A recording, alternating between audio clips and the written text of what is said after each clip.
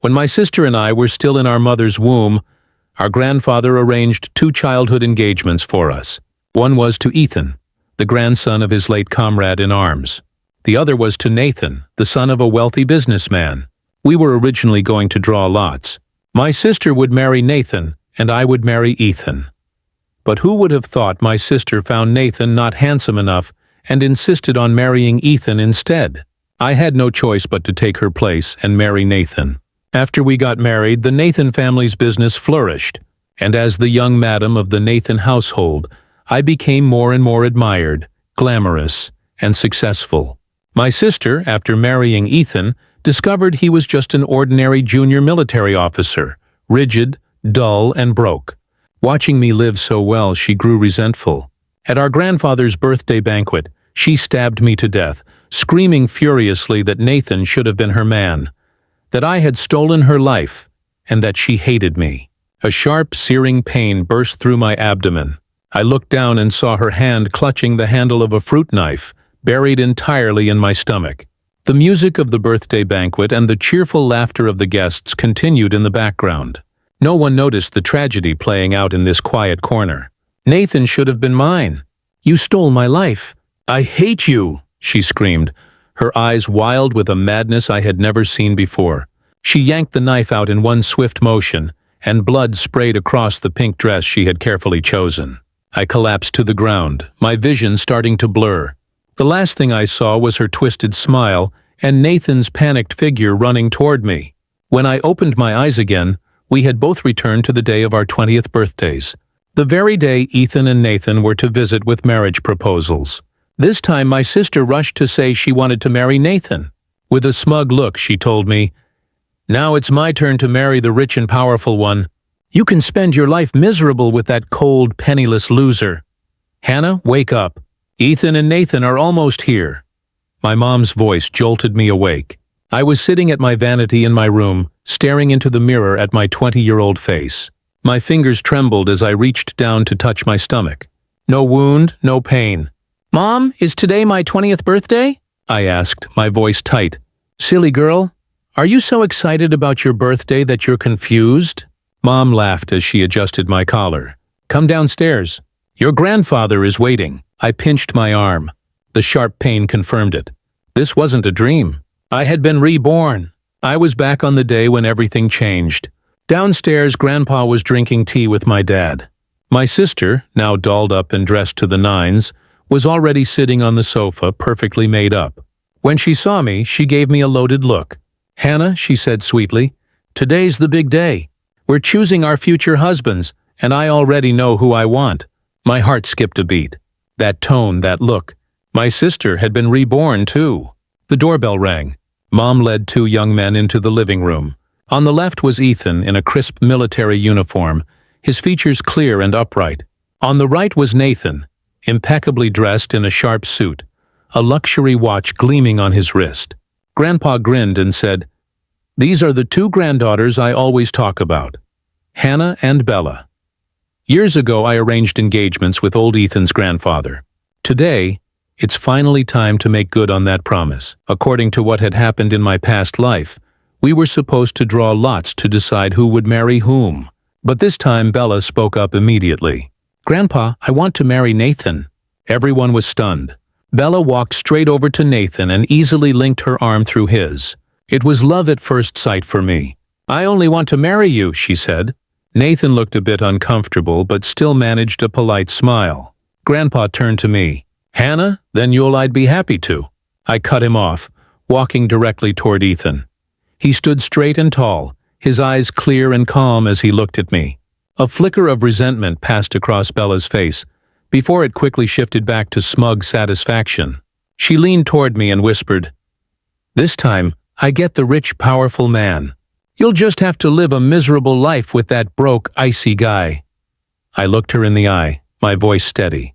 "I wish you happiness." Ethan gave me a crisp, standard military salute. "Miss Hannah, I'll do everything I can to make you happy." His gaze was so sincere it sent a tremor through my heart. He was nothing like how Bella had described him in our past life. Rigid, boring, and unremarkable. After the engagement ceremony, both families began planning the weddings. Bella was busy flaunting the lavish betrothal gifts the Nathan family had sent. While I quietly started learning more about Ethan's background, the Carter family wasn't wealthy, but they were known for their integrity and strong values. My mom told me that Ethan had already become a company commander at such a young age. His future was promising. My dad added that Ethan's father had passed away early and he'd been raised by his mother alone. It was said that Mrs. Carter was upright, principled, and highly respected in their community. That was a far cry from what Bella had complained about in our previous life, claiming Ethan was a poor soldier from a backward family. The wedding was set for next month. Bella spent her days getting fitted for an extravagant designer gown, while I chose something simple and elegant. Whenever she bragged about the latest luxury items the Nathan family bought her, I would just smile and say nothing. "Aren't you jealous, Hannah?" she finally asked one day, unable to contain herself.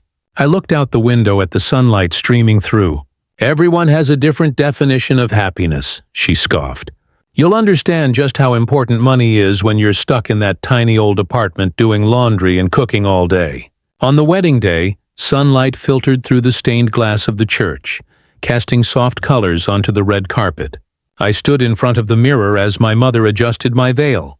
Unlike Bella's bejeweled six-figure wedding gown, I had chosen a simple satin dress adorned only with a soft, elegant floral embroidery around the waist.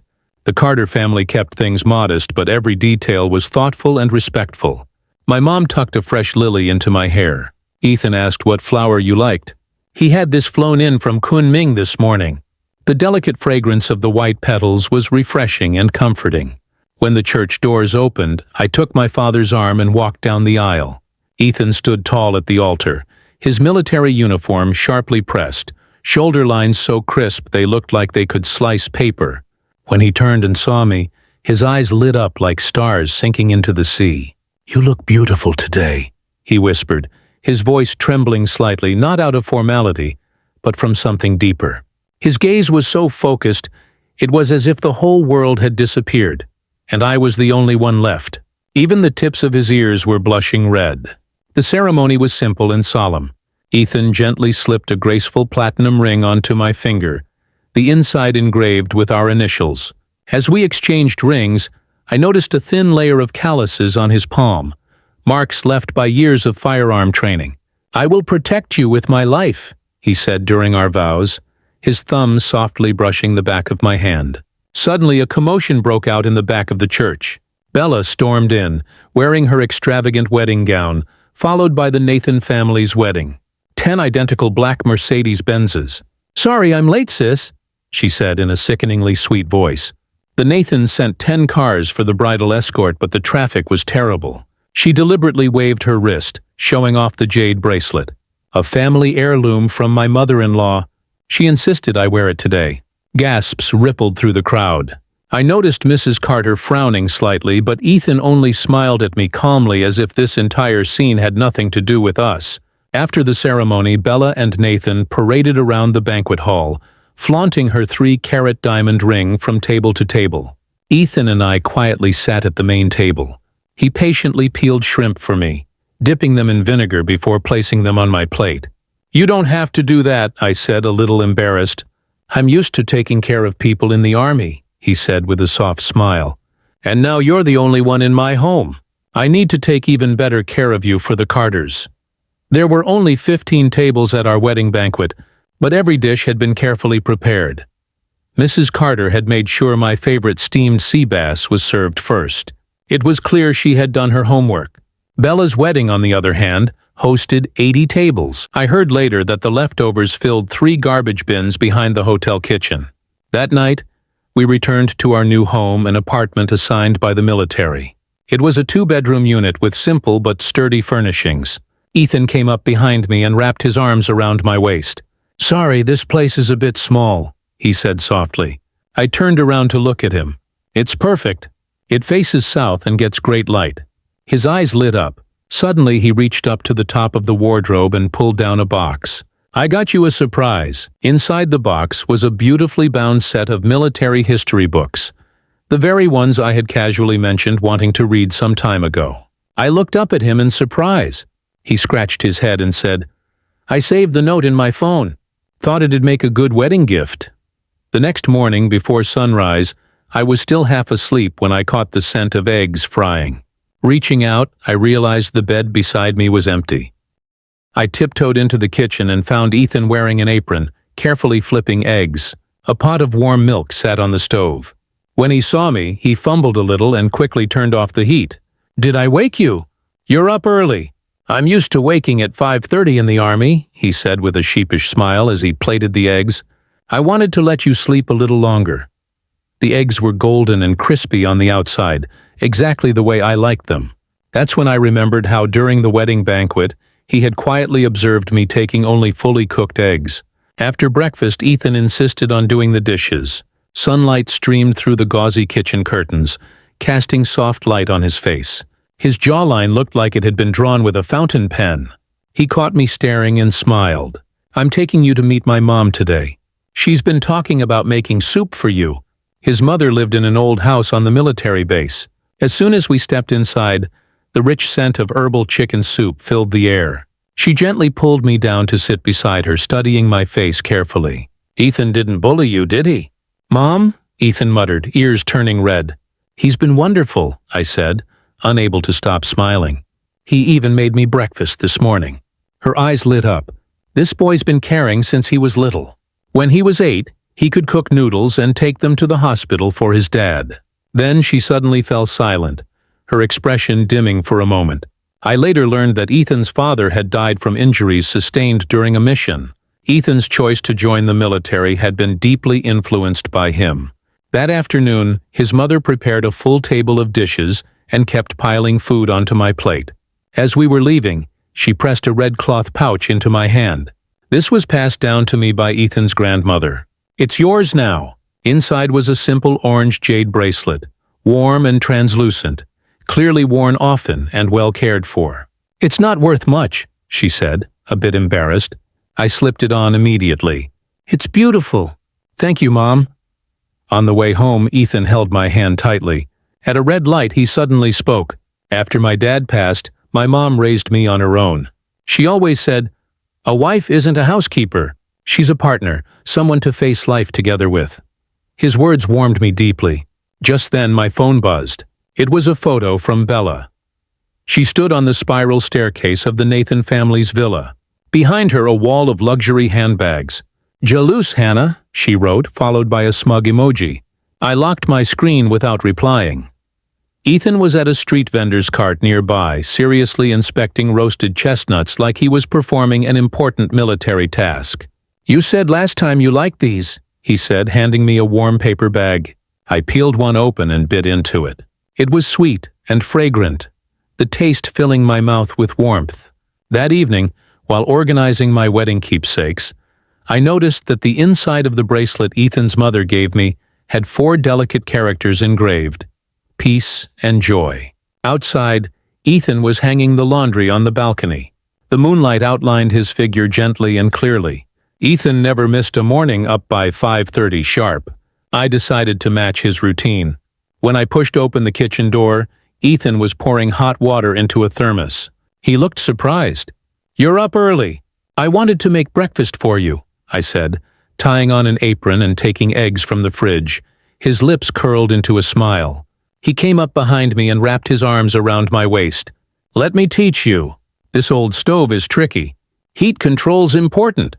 He placed his hand over mine, adjusting the burner knob. His breath brushed against my ear. In that moment, I couldn't help but remember how Nathan never once stepped into the kitchen. He always sat at the dining table reading the paper, waiting for me to bring him coffee. My hands fumbled nervously as I tried to cook the eggs. The yolk broke apart, but Ethan ate every bite with relish. "You did better than me on your first try," he said cheerfully. I remembered how my first attempt at frying eggs back then had turned them into charcoal. After breakfast, he insisted on washing the dishes himself. "Weren't you going to the military base commissary to shop today? I'll drop you off on the way," he offered. On the way there, he told me in detail which stall had the freshest vegetables and which auntie sold the best cuts of meat. These little bits of information were things he had carefully remembered from each of his weekly trips home. After dropping Ethan off, I stood outside the commissary and took a deep breath. "You must be Captain Carter's wife," one of the smiling vendors said as she handed me a cloth bag. "Little Ethan called yesterday and told me you'd be coming. He asked me to save you a fresh bass." I stood there stunned. Ethan had thought even this far ahead. That afternoon, I followed a recipe on my phone and managed to make one dish and one soup. I'd added too much salt, but the sense of accomplishment was stronger than anything I'd ever felt, even dining at a Michelin-starred restaurant in my previous life. After lunch, I opened my notebook and started jotting down everything I remembered about the military system from before. In 2015, there would be a large-scale military drill. In 2016, new equipment would be piloted. Suddenly, my phone rang. Bella's overly cheerful voice came through. "Sis, I was doing a spa nearby your military district, so I thought I'd stop by and visit you." An hour later, a red Porsche pulled up in front of the family housing building. Bella stepped out, teetering on 10-centimeter heels, her eyes sweeping over our modest home. Her lips twitched.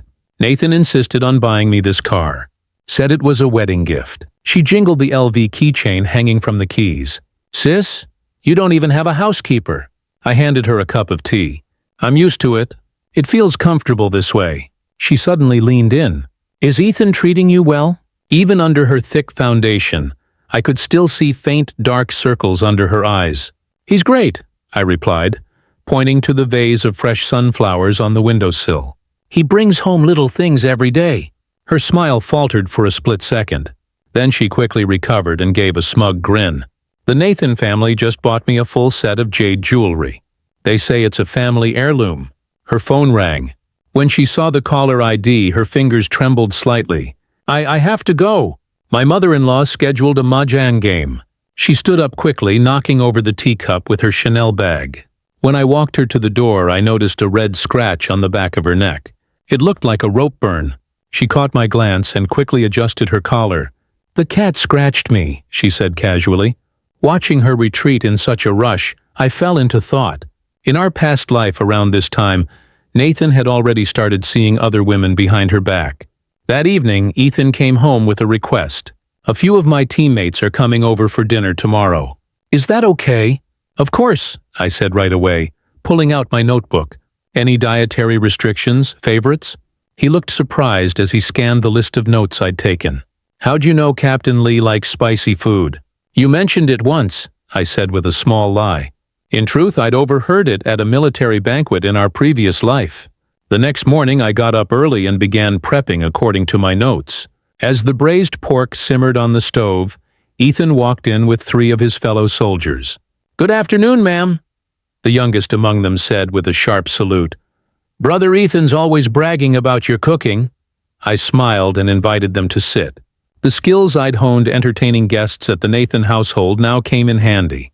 I remembered every name and rank, refilled drinks and tea at just the right time, and kept quiet during their serious conversations. When it was time to serve the food, I made sure to consider everyone's taste preferences. "Where did you find such a wife, Ethan?" After a few rounds of drinks, the oldest one, Captain Lee, clapped Ethan's shoulder with admiration. "She reads people better than the political office director." Ethan's ears turned bright red, but his eyes sparkled. I knew this dinner meant a lot to him. Captain Lee was one of the key evaluators for the upcoming promotion assessments. After the guests left, Ethan helped me clean up the dishes. "Thank you for everything today," he said softly. Captain Lee said, "Your food is better than the officer's guest house." I laughed as I dried my hands.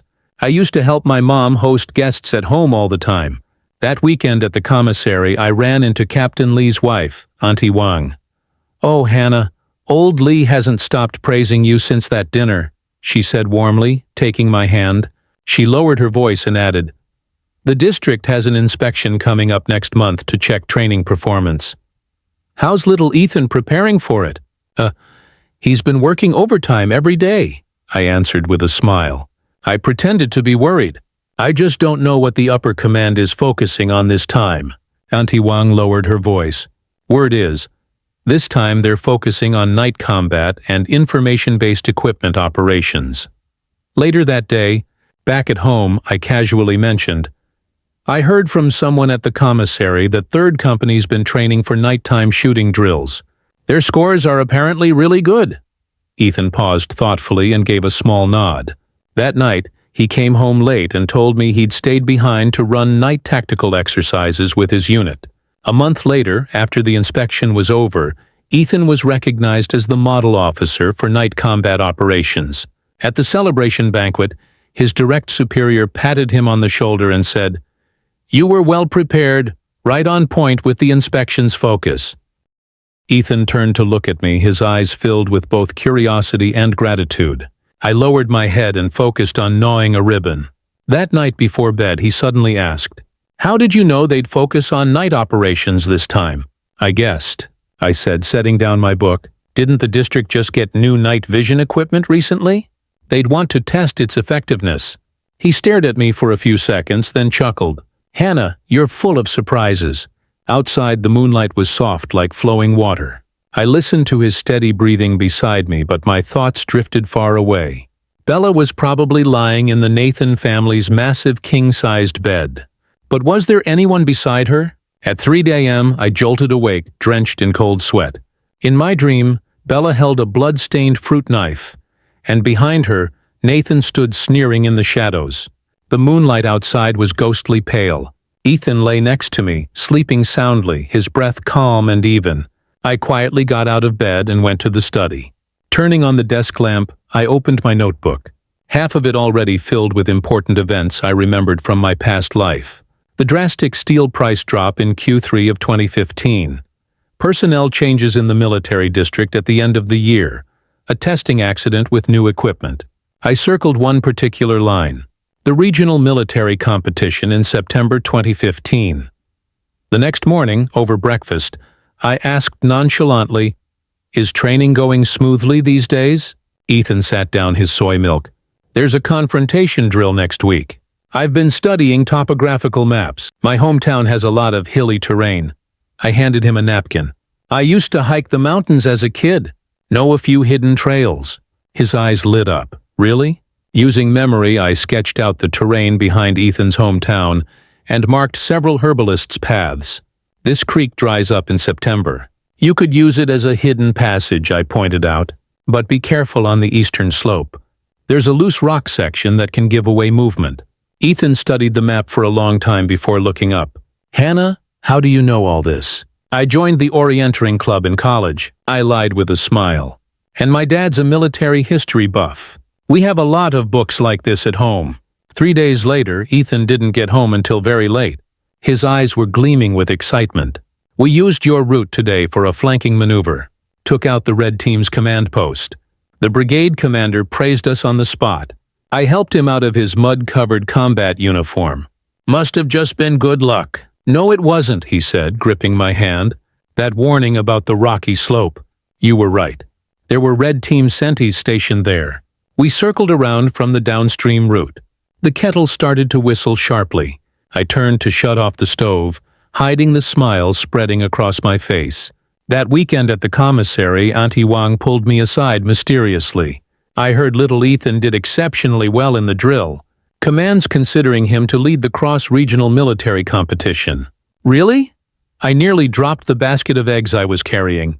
On the way home, my phone rang. Bella's voice sounded thick, like she had a stuffy nose.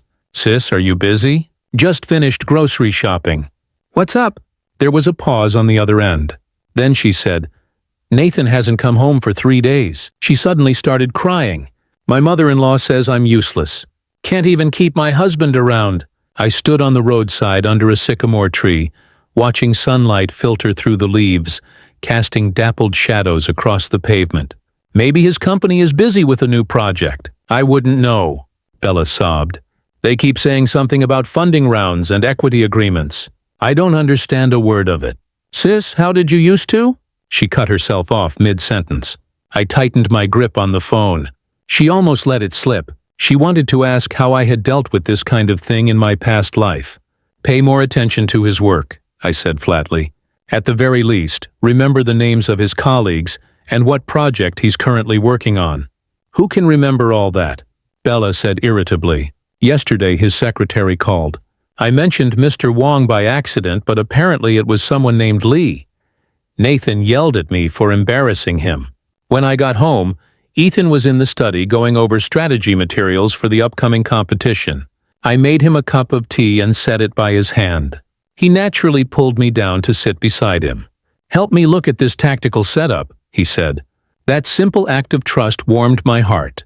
On the last day of September, Ethan was officially appointed as the team leader for the military district competition.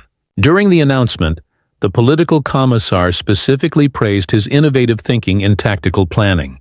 At the celebration banquet, Ethan's direct superior, Colonel Chen, was flushed from drinking. "Ethan, something's clicked with you lately, huh?" He laughed. That flanking tactic in the last drill and this new multi-unit coordination plan, both sharp ideas.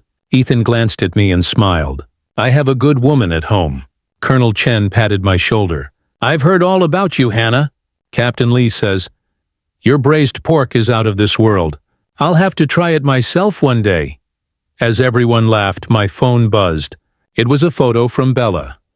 She sat alone at a high-end restaurant with 2 full-place settings in front of her. Anniversary dinner. The message read, "Nathan said he had a last-minute meeting." She added a crying emoji. I locked the screen. In my past life, Nathan really did have a meeting today. Just not a business one. He used their anniversary as an excuse to meet his mistress at a hotel. I had pretended not to know, even prepared a gift, and waited for him until late into the night. On the way home, Ethan suddenly said, "The competition next month is in Nanjing. Family members can come if you want to." "Of course," I answered without hesitation. That night, after Ethan fell asleep, I opened my notebook again, flipping a few pages ahead. One entry had been marked in red ink. November 2015, Lu Group's capital chain crisis. Nathan turns to Zhao Investments for help. I gently closed the notebook. Bella's hard days were only just beginning. The desk lamp cast a soft golden glow on Ethan's profile. In front of him lay the 7th revision of his battle plan. The interregional competition was just 2 weeks away, and he had only been sleeping 4 hours a night for the past 3 days. I quietly sat down a cup of honey grapefruit tea. He looked up and rubbed his tired, bloodshot eyes. "Did I wake you?" I pulled up a chair beside him. "Where are you stuck in the plan?" He pointed at a section on the map. "Red team will definitely place forces here. A frontal assault would be too costly, but the alternate route would take too long." I studied the terrain. "This area," I pointed at the western edge, "is prone to landslides, right?" Ethan paused, surprised. "How did you know?" "There was a landslide during a drill last year, wasn't there?" I replied lightly. "Just a hunch. If Red Team expects you to take the long way around, they'll probably set up an ambush there." Ethan suddenly shot to his feet, his chair screeching loudly against the floor. He pulled me into a tight hug. "Hannah, you're a genius." He smelled faintly of pine and sweat. His heart beat strong and fast. The next morning, Ethan headed straight to the command post to revise the plan. While cleaning the study, I found a note he had left on the desk. "I might be home late tonight. Don't wait for dinner. P.S. Mrs. Chen invited you to her tea gathering." There was even a crooked little smiley face drawn in the corner. I couldn't help but smile. It felt so much more genuine than Nathan's cold, templated work messages. Colonel Chen's home was in the officers' residence building. When I arrived, 5 or 6 military wives were already seated in the living room. As soon as I entered, a middle-aged woman with permed hair waved warmly. "You must be Hannah. My husband talks about you all the time." "Nice to meet you, Mrs. Zhao," I said, addressing her correctly. My knowledge of military families for my past life at the Lu household was finally coming in handy. The conversation flowed from children's education to district gossip. I chimed in at just the right moments, engaged, but not overbearing. When the topic shifted to the upcoming military district anniversary celebration, Mrs. Zhao suddenly turned to me. "Hannah, what kind of program is Ethan's unit preparing?" "They're rehearsing now," I replied smoothly. "They're adapting the competition strategy into a tactical skit." In reality, Ethan hadn't mentioned any such thing. In my past life, there had indeed been a performance showcase at the military district's anniversary celebration. The winners often left a strong impression on the higher-ups. As soon as I got home, I texted Ethan about it. He replied quickly, How did you know there'd be a performance showcase? Oi. The official notice just came out this morning. Just a guess, I answered. Don't they hold one every year? That evening, Ethan came home with a thick stack of documents. The political office is requiring every competing unit to prepare a program, he said. Perfect timing. We can adapt the military competition scenario into a skit. He looked at me with a complicated expression. Hannah, sometimes you're so accurate, it's scary. A week later, during the performance showcase, Ethan's unit skit won the Best Creativity Award. After the performance, a white-haired general came up to shake Ethan's hand. You've got ideas, young man. Who designed this program? It was the collective effort of our unit, Ethan replied humbly. But my wife contributed quite a bit, too. Very good, the general said, patting his shoulder. A husband and wife working together can accomplish anything. He looked thoroughly pleased. The evening banquet was held at the district guest house. I chose a navy blue dress, elegant without being showy. When Ethan saw me, his eyes lit up. You look beautiful. At the banquet, I noticed several military wives subtly observing my manners. Ethan's wife has such poise. Vice Commander Xiao commented to Colonel Chen, his voice just loud enough for me to hear. As he spoke, a stir rippled through the banquet hall. A familiar figure staggered inside. Bella wore a revealing evening gown, her cheeks unnaturally flushed. Behind her stood Nathan and a balding middle-aged man. This is our company's latest investment proposal, Mr. Wong. Nathan's polished voice floated across the room. Bella's eyes were unfocused, the wine glass in her hand trembling. The moment she spotted me, her eyes widened in shock. Nathan finally noticed us too. His face immediately darkened. He yanked Bella toward him roughly. Mr. Wong, let's talk over there. Bella stumbled and her wine glass shattered on the marble floor. The sharp sound drew more stares. She tried to say something, but Nathan shot her a vicious glare that made her fall silent. Isn't that the heir to the Liu Group? Colonel Chen's wife whispered, bringing his drunk wife to a business meeting. What is he thinking? I tightened my grip on my own glass. In my past life, by this point, I had already started accompanying Nathan to meet clients. There was even a time I drank so much I ended up with a bleeding stomach. Ethan gently touched my hand. Do you want to check on her? I shook my head. Bella chose this path. She has to walk it to the end. After the banquet, Vice Commander Xiao asked Ethan to stay back for a private conversation. While I waited in the corridor, Mrs. Xiao came over and whispered, Word is after the competition, there's a spot for advanced study at the National Defense University. Commander Xiao really thinks highly of Ethan. My heart skipped a beat. Normally, people selected for that program moved up the ranks quickly afterward. Thank you for the tip, I said sincerely. She patted my hand. You're so much better than those wives who just flaunt brand names. Colonel Chen told me, Ethan consults with you on every plan these days. I just offer a few ideas, I replied modestly. When Ethan came out, his eyes were shining. Vice Commander Xiao wants me to write a paper on information-based warfare. On the ride home, he couldn't stop talking about his ideas for the paper. Late that night, my phone buzzed. It was a voice message from Bella. The background was filled with the sound of vomiting. Sis, I can't take it anymore, she cried. He told me to keep that disgusting old man company. I stared at the ceiling for a long time. Eventually, I replied, Do you need me to call you a car home? No, she sniffled. My mother-in-law said if I mess up another deal, she'll cut off my credit card. I set my phone aside. Outside the window, a pale moon hung over the military base's watchtower, cold and bright. The day the acceptance letter from the National Defense University arrived, I was at the sink, dry heaving. A week of morning sickness had already made me lose 3 pounds. My face in the mirror was as pale as paper. Hannah. Ethan's voice came from outside the bathroom door, followed by urgent knocking. Open up. I wiped my mouth and opened the door.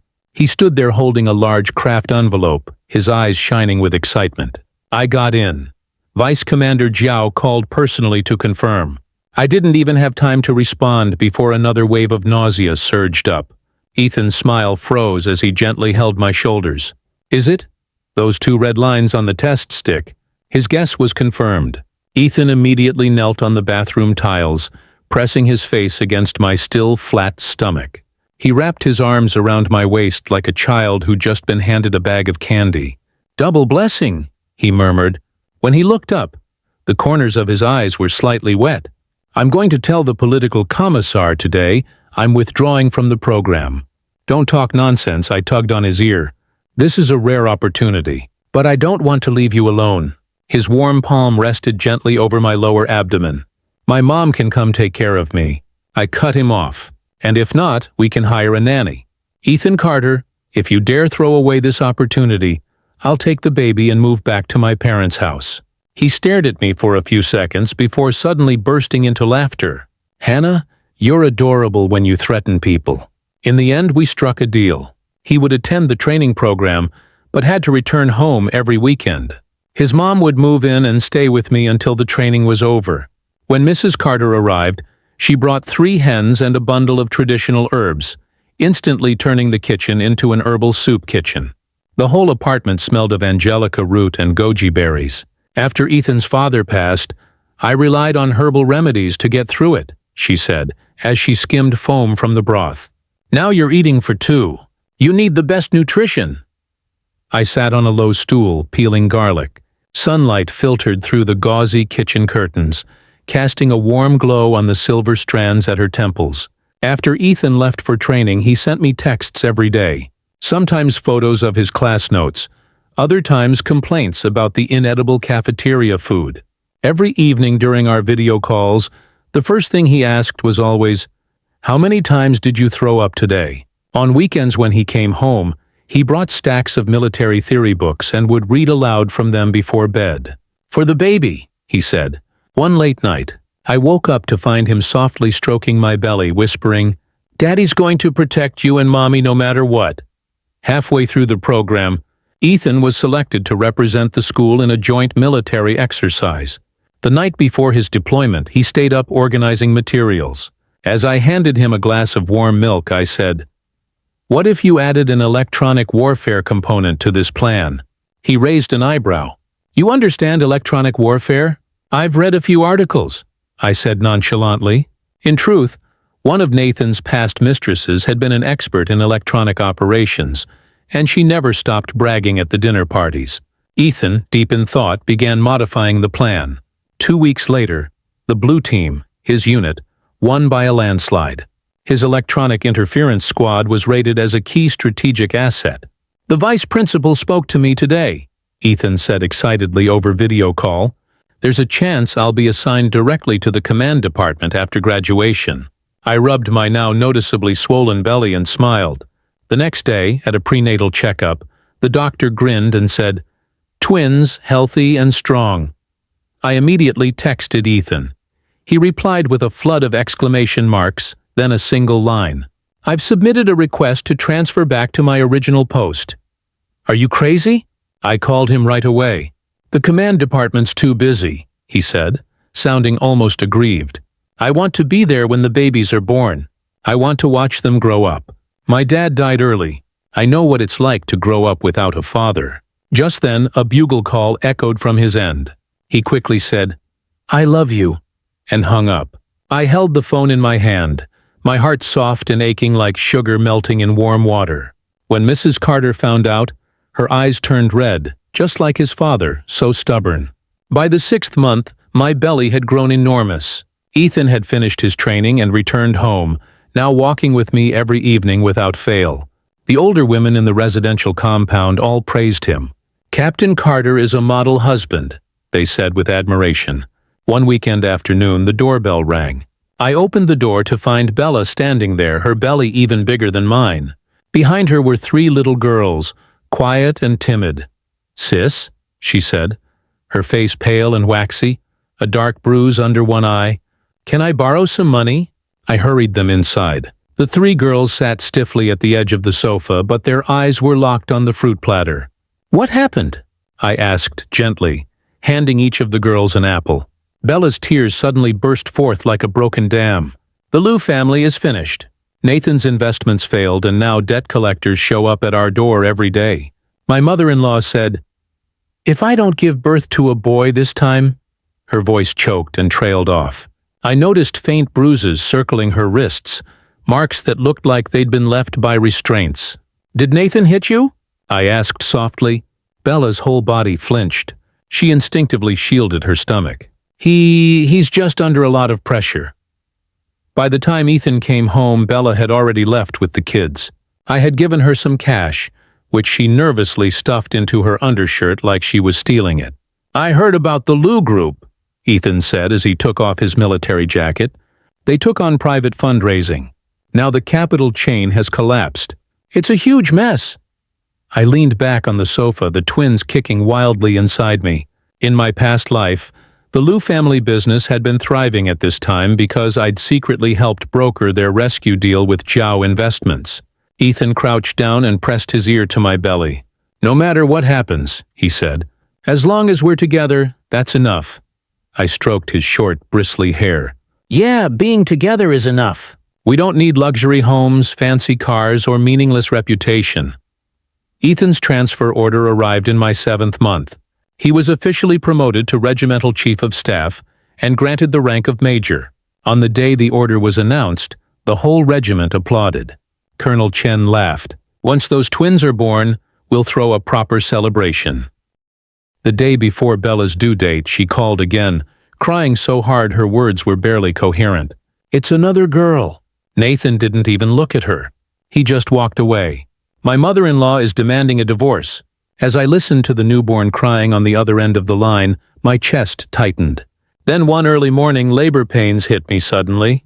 Ethan reacted like a firefighter. He grabbed the hospital bag in seconds. Mrs. Carter insisted on bringing a jar of ginseng soup. "Giving birth is a battle. You'll need your strength." Outside the delivery room, I heard Ethan arguing with the doctor. "Prioritize the mother. If anything happens, save my wife first." 12 grueling hours later, our healthy boy-girl twins were born.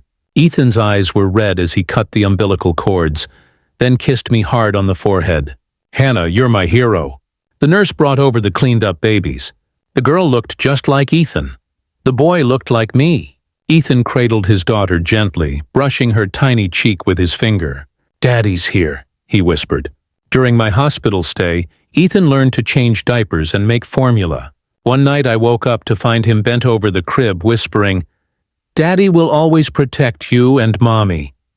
I swore to myself that when we were discharged, we'd start anew. On the day we came home, there was a big red banner hanging in front of the family housing building. "Congratulations to Chief of Staff Carter on the birth of twins." The hallway was stacked with baby gifts from neighbors, including handmade baby shoes. Mrs. Carter gave us the master bedroom and moved into the nursery. "You two need the space for rest and work," she said. At my age, sleeping less is no big deal. Late at night during feedings, I often saw Ethan quietly tiptoe into the nursery, only to return with a proud grin. Mom slept through it. I changed the diaper myself. She didn't even stir. The twins' 1-month celebration was set for Army Day, August 1st. Ethan said it was perfect timing, a true double blessing. The invitations had barely gone out when I received a call from Bella. "Sis." Her voice was faint, like it came from very far away. "Can I come?" "Just me. The kids are too loud." "Of course," I paused. "Are you okay?" There was a long silence on the other end. The Lou family's bankrupt. Nathan's gone, after I hung up B-lip at the 2 sleeping babies in their crib. We had started from the same place but ended up in completely different worlds. Fate was never a simple multiple-choice question. We held the twin celebration in the military dining hall. Ethan had asked the head cook to help, and they laid out 20 tables. I wore a loose-fitting red dress, holding our daughter, little Tang, in my arms. Ethan stood beside me at the entrance, proudly holding our son, little Xiao, as we welcomed each guest with joy. "What a lucky guy you are, Chief Carter." Ethan's fellow officers took turns coming over to see the babies, stuffing red envelopes into our hands as gifts. Ethan's grin stretched so wide it nearly reached his ears as he kept insisting, No, our daughter looks like her mom. It's our son who looks like me." Sunlight streamed through the glass windows of the dining hall, casting a warm glow over the red-clothed banquet tables. I gently rocked our baby girl in my arms. Her little cheeks were rosy, and once in a while, she'd break into a toothless grin. Every time she smiled, Ethan would beam and say, "See, my little princess is smiling at me." Colonel Chen and his wife came over to offer their congratulations, each handing one of the babies a red envelope. "Ethan, looks like you've got it all. Career and family both flourishing," the colonel said. Ethan had just opened his mouth to respond when a stir broke out at the entrance. Bella stood there in a wrinkled dress, clutching a cheap plastic bag. She was so thin her cheekbones jutted out sharply, making her eyes look unnaturally large, full of unease and envy. She walked over slowly, her voice rough and sandpaper-like. "This is a gift for the babies." Inside the plastic bag were 2 pairs of baby socks. The tags were still attached, but the fabric was clearly cheap. I accepted them and said gently, "Thank you. We'll definitely use these." Her eyes landed on the twins in my arms. Her lips trembled. "They're beautiful. A boy and a girl. You're so lucky." Ethan, ever gracious, said, "Come on in and have a seat. We're about to start." Bella skewered into the hall like a frightened rabbit. I noticed the soles of her shoes were coming apart, the heels worn down beyond repair. Once the banquet began, Ethan stood on stage holding our son, dressed in his neatly pressed uniform with his shiny epaulettes glinting under the lights. He said, "Thank you all for coming to celebrate the first month of our daughter and son." His voice cracked slightly. I don't know what I've done to deserve a wife like mine, or children this healthy and perfect." The hall erupted in applause. From the corner of my eye, I saw Bella sitting alone in the back, staring fixedly at Ethan on stage. Her fingers were clenched together so tightly that her knuckles had turned white. During the toasts, Bella suddenly sidled up next to me. I was feeding little Tang and looked up when she whispered, "Sis?" Nathan ran. "What?" I asked, stunned. "His company went bankrupt," she said, her voice tight with rage. "He's buried in debt. Last week, in the middle of the night, he packed his stuff and left. Didn't even leave a note." Her eyes glistened with tears, but the dominant emotion behind them was anger. I noticed a bruise around her neck like someone had grabbed her. "Where are you living now?" I asked. "My mother-in-law," Bella sneered. "That witch mortgaged the house. I'm staying with the kids in one of Nathan's old properties in the suburbs. No heating, nothing." I remembered how in my past life, Nathan had also faced bankruptcy. I had pulled strings through Zhao Investments to get him the funds to survive. Back then, he held me and said, "Marrying you was the best thing that ever happened to me." But soon after, he was in bed with his secretary. After the banquet, Bella lingered, hesitant to leave. When the last guest had gone, she suddenly dropped to her knees and clung to my leg. "Sis, please lend me 100,000 yuan. The kids need to eat. They need to go to school." Startled, I nearly dropped the baby. Ethan rushed over to take little Tang from me. "Let's go talk over there," I told her quietly. "I don't have that much in cash," I said, helping her up. "And even if I did, the Liu family situation isn't something a small amount can fix." 50,000 then," she cried, clutching my hand so hard her nails dug into my skin. "I know Ethan just got promoted. You guys have money." In the end, I gave her 20,000 yuan and told her she didn't need to pay it back. As she grabbed the money, the way her eyes lit up reminded me of the moment back in our past life, when she'd plunged a knife into me for this very same reason. "You're so damn lucky," she said, stuffing the bills into her bra. Her voice was bitter, venomous. "No matter who you marry, your life turns out perfect." Ethan drove her to the train station. When he came back, he said quietly, "She cried the whole way there. She said she regrets fighting you over Nathan."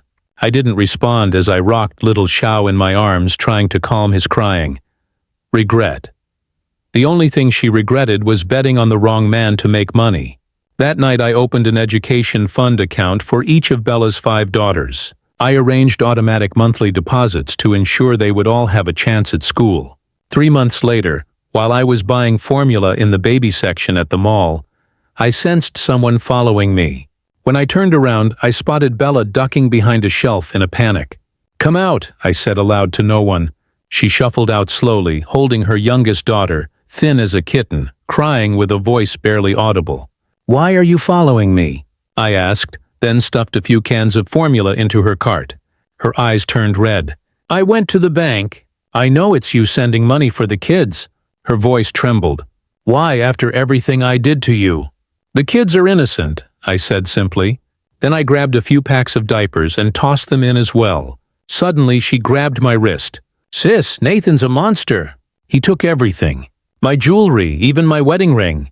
I looked down at her rough, worn hands and was reminded of my past life when Nathan had taken my jewelry piece by piece. He'd claimed they were gifts for clients' wives when in reality they were for his mistress. "You need to find a job," I said with a sigh. "A friend of mine runs a daycare. I can refer you as a caregiver." Bella yanked her hand back like I'd burned her. "Me? Serve other people's kids? I'm from the Liu family." "The Liu family doesn't exist anymore," I said calmly. "You need to eat. Your kids need to go to school." Her face twisted through several expressions before she forced out, "I'll think about it." Then she hurried off without even saying thank you. When I got home, Ethan was reading a fairy tale to the twins. Little Tang drooled on his chest while Little Jaws stared intently at the illustrations. "You're back." Ethan looked up with a smile. Xiao rolled over for the first time today. I set the formula down and kissed both of the babies. Ethan smelled of gentle soap and baby lotion, a scent so warm and reassuring. "Hannah," Ethan said more seriously this time, "I'm going on a work trip to Beijing next week. Might be gone for 2 weeks." I folded Little Tang's onesie. "Mom's here to help. We'll be fine. It's for a Central Military Commission meeting," he said in a lower voice. "There's a chance I'll be reassigned to a headquarters position." I looked at him stunned. In my past life, that transfer had marked the start of a meteoric rise. "That's good news," I said, trying to sound calm even as my heart raced. Ethan scratched his head. "But it means living in Beijing full-time." I was thinking of turning it down. "Don't be ridiculous." My voice rose sharply, startling little Xiao. I quickly patted him gently, softening my tone. "Do you know how many people would kill for an opportunity like that? But the kids are still young. We'll move with you." I interrupted. "Ethan, don't give up your career for the family. You'll just end up losing both." He stared at me for a long moment, then suddenly smiled. "Hannah, sometimes I think you're more mature than I am." He placed the twins into their cradle and wrapped his arms around me. "Then let's go to Beijing together." I leaned against his shoulder, breathing in that warm, familiar scent. Being together as a family was all that mattered. The appointment came sooner than expected. Ethan was promoted to deputy director of a division under the Central Military Commission, bypassing standard procedure. The announcement ceremony was held at the Defense Department itself. Vice Commander Xiao attended in person, clapping Ethan on the shoulder. 35 and already at deputy division level, there are few in the whole army who can match you. The celebration was hosted at the military district's guest house. I wore a tailored navy blue suit dress, my hair neatly tied back. Ethan stood tall beside me in full dress uniform, the stars on his epaulettes gleaming brightly. People came over one after another to toast him. Somewhere along the way, the respectful Miss Yu had been replaced by Mrs. Carter. Comrade Hannah's contributions are no small thing. One retired general chuckled. "I heard Deputy Director Carter's proposal on information-based warfare. Wasn't that your work?" I gave a modest smile. I just helped proofread it for typos. In truth, the key ideas behind that proposal had come from a drunken conversation in my past life between Nathan's mistress and a military insider. At the time, I just assumed that man was bragging. I never imagined that after being reborn, his drunken ramblings would become so useful. The banquet didn't end until late at night. Ethan had drunk a little too much and held my hand tightly the whole ride home. "Hannah, without you, I wouldn't be where I am today." Outside the window, the lights of Beijing shimmered like a river of stars. Our new home was a 2-story detached house in the military compound. On moving day, Ethan's mom was in the courtyard holding little Xiao, directing soldiers as they arranged the furniture. Little Tang was lying on the freshly laid carpet, chewing on her teether. "Mom, take a break." I handed her a cup of tea. She shook her head. "These old bones can still move." Her eyes welled up as she looked at Ethan, who was on a ladder hanging the curtains. If only his father could have seen this day. Just then my phone rang, an unfamiliar number. When I picked up, it was Bella's oldest daughter, Tina. "Auntie, Mommy's burning up and talking nonsense." I glanced at my busy family and lowered my voice. "Did you take her to the hospital?" "No, we don't have the money for the deposit." Her voice trembled. "The little ones are crying from hunger." Half an hour later, I stood in front of a crumbling house in the suburbs. The paint was peeling from the walls and plastic sheets had been nailed over the broken windows. When I opened the door, the smell of mildew and urine hit me like a wave. Bella was lying on a yellowed mattress, her cheeks flushed with fever. The 5 girls huddled around her. Tina held the youngest in her arms while the 3 in the middle huddled together for warmth. There was no heat, and the girls were dressed in thin clothes. Their little fingers were purple from the cold. "Why didn't you tell me sooner?" I touched Bella's forehead. It was scorching hot. When she saw it was me, she suddenly burst into tears. "Sis, I was wrong. I never should have fought you." "Don't say that now." I took off my coat and wrapped the smallest girl in it. "Tina, get your mom's insurance card. We're going to the hospital." Bella struggled to sit up. "I don't have insurance. It's been lapsed for half a year." I called an ambulance immediately and then had Ethan's driver come pick up the kids. Bella was hospitalized for 3 days. I hired a nurse to look after her and temporarily moved the 5 girls into our guest rooms. "Let them stay," Ethan said as he came back from shopping, carrying bags of new clothes and backpacks for the kids. "We have enough space." I shook my head. "Bella won't agree." And sure enough, when Bella was discharged and saw her kids clean, well-fed, and sitting around our dining table, her face instantly darkened. "Sis, what's this supposed to mean?"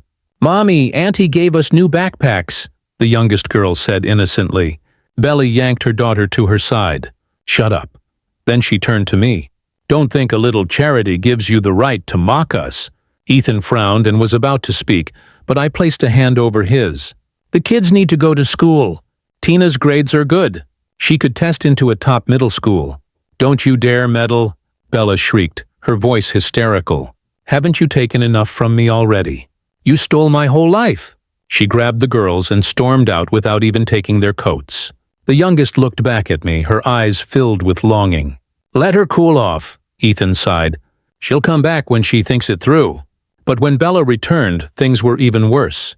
It was snowing heavily that day. A soldier called from the gate to say there was a woman with children asking for me.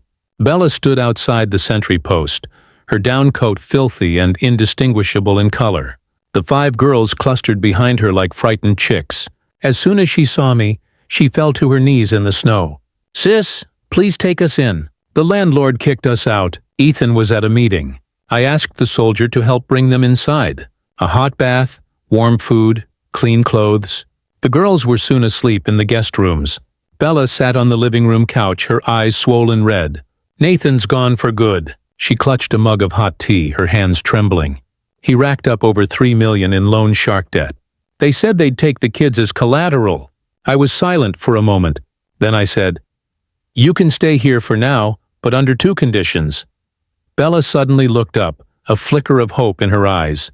"First," I said, "the children must go to school like normal. Second, you need to find a job, even if it's something basic." Her face shifted. I could go work at that preschool your friend runs." "You wouldn't be helping my friend," I said, looking her straight in the eyes. "You'd be helping yourself. Bella, you're 30. It's time to grow up." She lowered her head. The steam rising from her tea blurred her expression. The first few days went smoothly. Bella took the kids to a nearby school every morning and tried to help out with chores afterward. But things fell apart on a Friday night.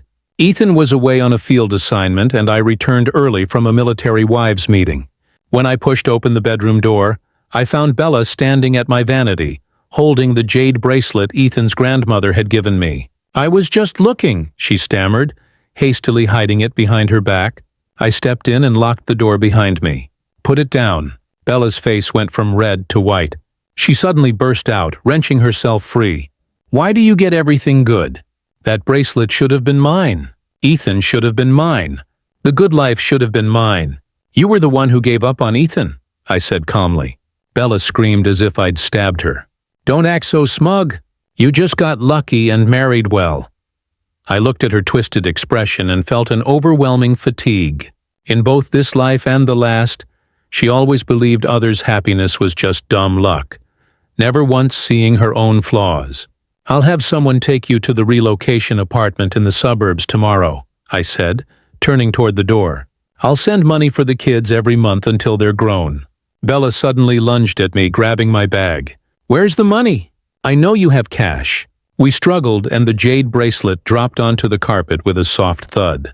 Ethan's mother rushed in at the noise. Only then did Bella let go, panting heavily and glaring at me. "I'm fine," I said as I smoothed down my disheveled hair. "Bella is moving out tomorrow." That night I spoke to Ethan on the phone. He was quiet for a while. "Want me to send someone?" "No," I replied, watching our twins sleeping peacefully. "Just rent her a place. Send the support regularly, but don't let her come into the compound again."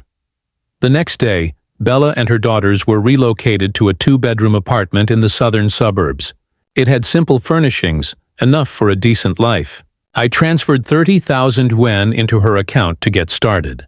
A social worker would check in weekly to make sure the children were cared for. As I saw them off, I said, "If school ever gets disrupted, I'll apply for guardianship." Bella glared at me with hatred, but just as the car door closed, her eyes welled with tears. 3 months later, the social worker reported Bella had taken a job as a cashier at a supermarket, and the children were attending school regularly. 6 months after that, I heard she'd started taking night classes in accounting. When Ethan's promotion order came down, the house filled with people offering congratulations. Deputy Commander Xiao personally announced his appointment as Chief of Staff for a regional military command, along with his promotion to Brigadier General. "Hannah deserves a lot of credit," the old general joked warmly. "Every report from Chief Ethan is so solid. I hear you've had a hand in it." Amid the kind laughter, I looked out the window. The spring sunlight lit up the crabapple tree we had just planted in the yard. Ethan quietly slipped his hand into mine. "What are you thinking about?" "Fate," I said, squeezing his warm palm in return. "And how life doesn't give us what-ifs, only results?" He leaned close, whispering with a smile, "Then I think our result turned out pretty well." I glanced at the twin babies babbling in their stroller, the elders chatting in the living room, and finally the family photo on the bookshelf. Ethan in his general's uniform, me holding the kids, and Ethan's mother smiling kindly behind us. "Yes," I whispered. "It turned out beautifully." Many years later, on Qingming Festival, I drove alone to the cemetery on the outskirts of the city. In the trunk were 2 bouquets of white chrysanthemums, one for my father, one for my mother. Little Tang and little Xiao were in elementary school by then. Today they were with Ethan visiting the military museum. The spring breeze stirred the fresh green willow branches as I stepped into the quiet memorial park. There weren't many people in the cemetery. I made my way through the familiar path to my parents' tombstone, only to stop short. Bella was kneeling there, her shoulders trembling slightly. She looked a little heavier than the last time we met, dressed in a plain gray coat with her hair tied back casually. When she heard footsteps, she turned around in alarm. Her face was dry with tears. I didn't know you'd come today," she stammered hurriedly, wiping her face with her sleeve. "I come every year at this time." I placed the flowers down and looked at the offerings she'd brought. A few apples and a pack of cigarettes. Dad had loved to smoke when he was alive. Bella stood up and I noticed the mud on the knees of her pants. She looked older now. There were fine lines at the corners of her eyes, but the bitterness that once lived in her gaze was gone. "How are the kids?" I broke the silence. "Tina got into the teacher's college," she said quietly. "The others are doing okay too. Thanks to the education fund you've been sending." I nodded. Over the years, I'd made sure tuition was paid for all 5 of my nieces, but I never gave Bella cash directly. I'd heard she worked at a supermarket during the day and did bookkeeping at night, raising the kids on her own. She reached into her bag and pulled out a plastic bag. "I knitted these for the kids. I'm not very good at it, but it's real wool."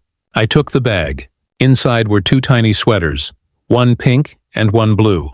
The stitching was uneven, but it was clear she'd put effort into them. "Thanks," I said, a little surprised. "I didn't know you could knit." "I learned in night school," she muttered, rubbing her rough fingertips.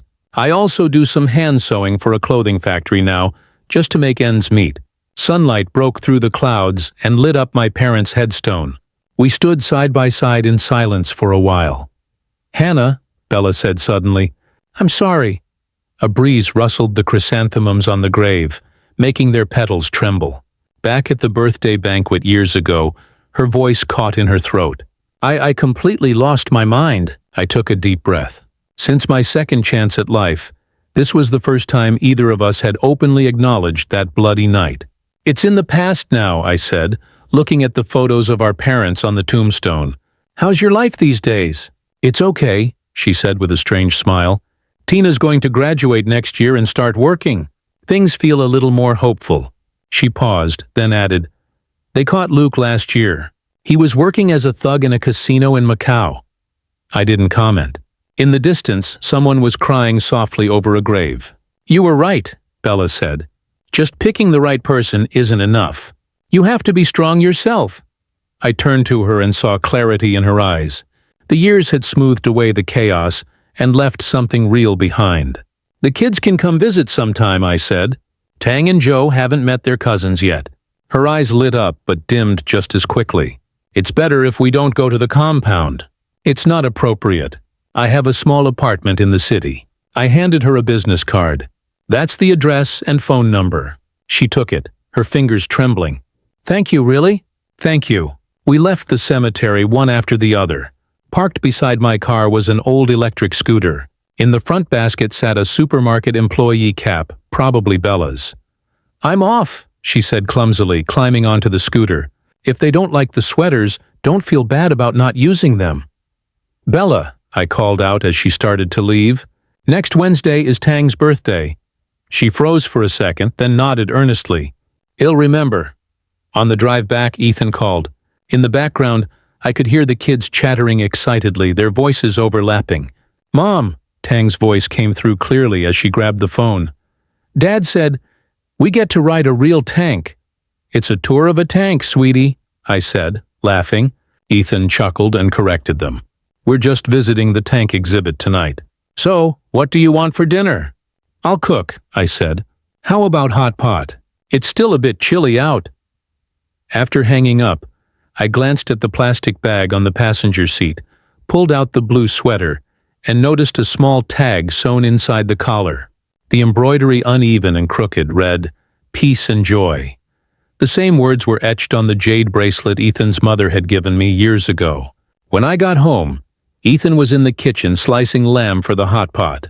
The twins were nearby, kneading dough like tiny chefs.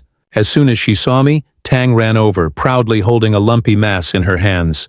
"Mom, look, I made a tank." "Wash your hands first," I said, laughing as I dodged her flour-covered fingers. "Where's Dad?" In the kitchen, Joe mumbled, not even lifting his head as he molded his own dough tank. Ethan wore an apron and was focused on chopping scallions. At 35, he looked even more grounded and charming than the day we first met. The golden star on his epaulette gleamed under the kitchen light. "You're back," he said with a soft smile. "Was it crowded at the cemetery?" "Not too bad." I set my bag down, hesitated a moment, then added, "I ran into Bella." Ethan paused for just a second. "How is she?"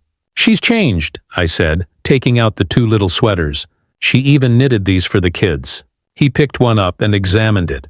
His expression softened. "The stitches are pretty solid." After dinner, once the kids were asleep, Ethan and I sat on the balcony with cups of tea. The April night sky was unusually clear with a few stars flickering above us. "She said Luke was arrested," I said suddenly. Ethan nodded. "I heard it wasn't just debt. There were fraud charges too." He looked at peace with the news. I sipped my tea. "She also said, life isn't just about picking the right person." Ethan laughed. "That sounds like something you'd say." I did say it. I leaned against his shoulder. "What if I'd chosen Luke back then?" He thought for a moment. "You'd have had a better life than Bella, but not better than now." "Why? Because you're capable." He playfully pinched my nose. "And someone like Luke doesn't deserve that." I smiled, then suddenly remembered something. "Oh, Tang's birthday. Let's invite her cousins." "Good idea," Ethan agreed right away. "And we can give Bella the key to the apartment we're not using. It's close to the kids' school." I looked at him, surprised. That apartment had always been in the back of my mind for Bella, but I hadn't told him yet. What? He raised an eyebrow. You think I didn't notice you've been supporting her kids all these years? Moonlight bathed us in a quiet, gentle glow. I thought of the final moment before my rebirth. Bella's twisted face, the glint of a knife, of our first encounter in this life when she proudly declared it was her turn to marry a rich man. Of all the envy, the resentment, the struggle she had waded through to get to the calmness of today. Life truly isn't a simple multiple-choice question. With the same starting point and the same opportunities, Bella and I had walked two completely different paths.